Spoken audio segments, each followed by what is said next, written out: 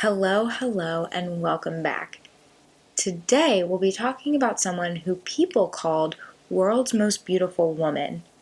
She's a 25-time Grammy winner, singer, actress, and entrepreneur. Get ready, Beehive, because today we'll be talking about how Beyonce became Queen Bee. So grab your coffee and let's take to the notes. Beyonce Giselle Knowles is the daughter of Tina, a hairdresser and salon owner, and Matthew, a sales manager.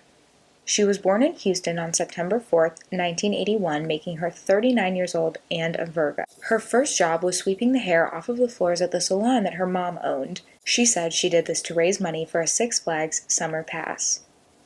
Her mother clearly played a huge role in her life, and she was actually named after her mother's maiden name, which is why her name is so unique. She also has a sister named Solange, who's also an amazing singer, so much so that she has a #1 album herself. Beyonce was raised Catholic, and I don't normally mention that when I do a deep dive on a celebrity, but in this story it matters. It matters because while in Catholic school, she began taking dance classes, and this is actually where she discovered that she could sing.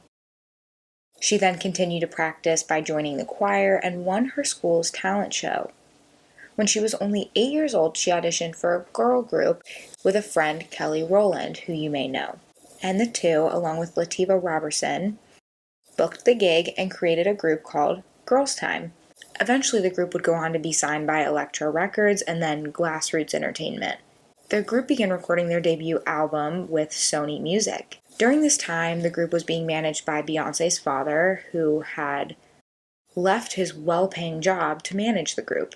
He was able to negotiate a great deal for them with Columbia Records, and he helped manage Beyonce for about 15 years until she decided that she kind of wanted to take some of her power back. But this was definitely not like a Britney Spears situation. Now you might be wondering why we haven't heard of this group, Girls Time.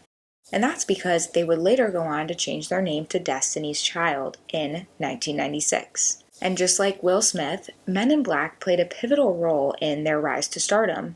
They sang Killing Time on the film, which was a total hit, and this was followed by No, No, No, their self-titled album, and Writings on the Wall, their second album in 1999. This won them a ton of awards, including Best R&B Performance by a Group and Best R&B Song at the 43rd Grammy Awards. Their second album sold over 8 million copies.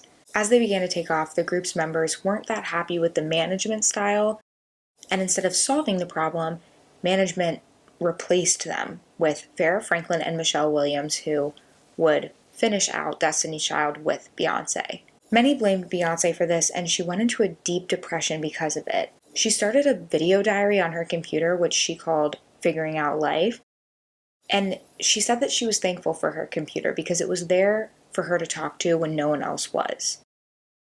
Once back on her feet, the group released Independent Woman and Survivor, which would both go on to be #1s and earn the group another Grammy Award.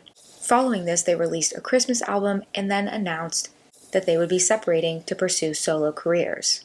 Now, during this time, Beyonce was exploring acting and landing roles in Fighting Temptations, Austin Powers, and even singing Work It Out on the film. But clearly, this wasn't her main passion. Singing always was. So she went back to work on her solo career as a music performer.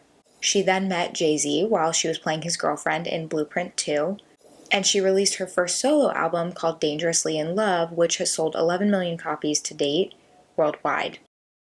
The album led to her first solo tour in Europe, and it got her a gig performing the national anthem at the Super Bowl. Then Destiny's Child did a reunion album, so she had to take a little bit of time off to kind of pursue that and finish that album. But she was quickly back at it with a second solo album called B-Day. This was a major album for her because Jay-Z was on it, and it was nominated for 5 Grammy Awards. And as her name began to grow, more movies wanted to feature her. Films like Pink Panther, Obsessed, and Dreamgirls were all major successes. She was also asked to lead the film A Star is Born, but had to turn it down due to scheduling conflicts, and then Lady Gaga was obviously booked for the role. Along with films, she began getting asked about collaborating on songs. She collaborated with Shakira on Beautiful Liar, which is an iconic song. And like many stars, as she grew, she wanted to kind of expand and evolve her image. She no longer was that good girl from Destiny's Child. Now she was a badass, she was fiery, and she wasn't going to take any shit from anyone. She created an alter ego and debuted her in an album titled I Am Sasha Fierce.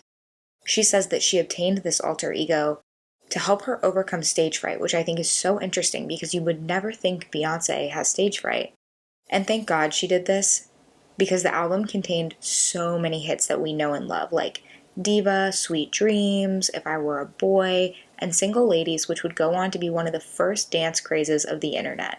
The album also won her 10 awards at the 52nd Grammys, and to celebrate her success, she then created her fourth album titled 4, which was also her fourth consecutive #1 album. This led her to the Miss Carter Tour, which would be one of the most successful tours of all time.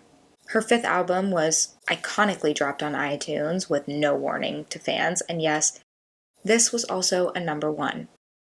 She then went back on tour with Jay-Z and they performed Drunk in Love, which won them 3 Grammys. Okay, now we get into the Beyonce that really developed this kind of cult following. During the 2016 Super Bowl, she performed Formation, and this song can still be heard in bars and on TikTok videos everywhere. She made the song free to anyone and announced a tour which would come from the song. But as we know, not everyone can attend a live show, and she wanted this to be accessible to anyone, so she released Lemonade, the hour-long special. It streamed on HBO and had the largest audience for an HBO release since Spike Lee's in 2006. It was honestly genius as a PR move. So many people saw it that they turned and listened to her music. She gained fans even just from the HBO series. Lemonade went triple platinum and became her most popular work to date. It also landed her the headlining role at Coachella the following year, but she had to drop out due to concerns with her pregnancy. This didn't stop her album's rise, though. Lemonade alone won 9 Grammys and led to collaborations with massive names like Eminem, Future, DJ Khaled, and Ed Sheeran, which gained her even more fan attention.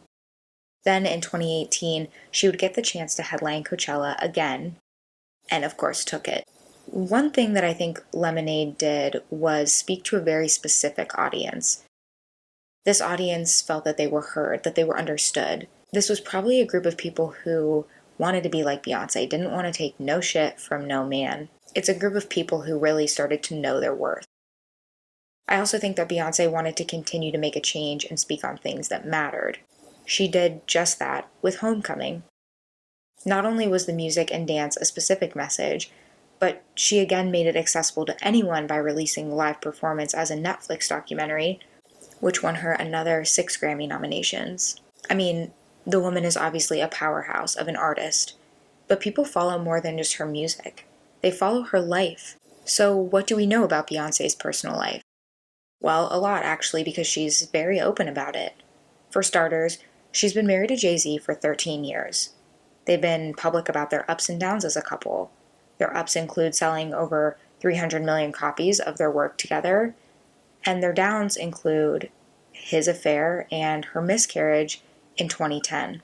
Though this was hard, I'm sure, in 2011 at the MTV Awards, while performing, she revealed her baby bump to the world. And this bump would later go on to be Blue Ivy, who is an icon on her own. Wikipedia says, quote, her appearance helped that year's MTV Video Music Awards become the most watched broadcast in MTV history, pulling in 12.4 million viewers. The announcement was listed in the Guinness World Record book for most tweets per second recorded in a single event, receiving almost 9,000 tweets per second, and, quote, Beyonce's pregnant was the most Googled phrase of that week in 2011. Then in 2012, Beyonce gave birth to her daughter Blue Ivy in New York City. During this time, there was also a craze surrounding Becky with the good hair, and as the two raised their daughter, the fans would kind of be stuck on Jay-Z's affair. And you have to be honest, she really played into this. I mean, fans and listeners of the album thought that she might even leave Jay-Z. But no, instead she announced that they were actually expecting twins. Since the twins were born, most people have forgotten about the affair and the hype has faded. She transitioned from using her platform in this way to bringing light to things that mattered to her. For example, she performed for the Obamas and attended fundraisers for Hillary Clinton, making her political views known. She also donated her salary from Cadillac Records to a drug treatment center. She stated that she was a modern-day feminist, and though she got some backlash for this, I believe her. Quote, she's also contributed to the Ban Bossy campaign, which uses TV and social media to encourage leadership in girls. Following Beyonce's public identification as a feminist, the sexualized nature of her performances and the fact that she championed her marriage was questioned. Unquote. She publicly endorsed same-sex marriage and took part in the Demand a Plan movement following Sandy Hook.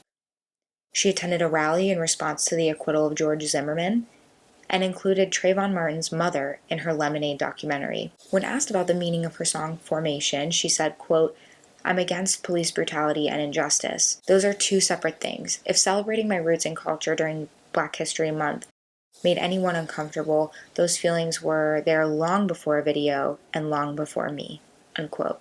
Beyonce was also the person to hand Colin Kaepernick the 2017 Sports Illustrated Muhammad Ali Legacy Award. Forbes says that she's the world's best paid music personality, making about $35 million off of just endorsements and her 2 clothing lines alone in 1 year. She also made about $80 million in 2007 from her album and her tours. She and Jay-Z are in the Guinness World Record book for, quote, highest earning power couple. Collectively, they've earned about $122 million in 2009 alone. They were also the first billion-dollar couple in the music industry, and Beyonce is the highest paid Black musician in history. As of 2016, her net worth is about $62 million. She's a woman of many names and many talents. She's broken records, stereotypes, and hearts all around the world. Besides her 23 Grammy wins, she has 62 nominations, making her the 3rd most honored woman in Grammy history. She has 160 million records sold and has starred in 8 movies. She raised a child while launching 2 successful fashion lines and has done 7 tours. As of 2020, she and Mariah Carey are the only 2 artists to have 4 consecutive #1s in 4 different decades. But she alone was the first solo artist to have 6 consecutive album hits at #1. She's a known perfectionist, a thrill seeker, and a symbol for female empowerment. But she's also just like us. She loves pizza, the Beatles, singing karaoke, cigars, and the ocean, and it's safe to say that she is not slowing down anytime soon. She's great at keeping us on our toes as to what she'll do next. So think about that next time you're making a TikTok to bills, bills, bills. That is it for this episode. Thank you so much for watching. Comment below what celebrity you want a deep dive on next, and I'll catch you in 2 weeks with a Hollywood true crime case.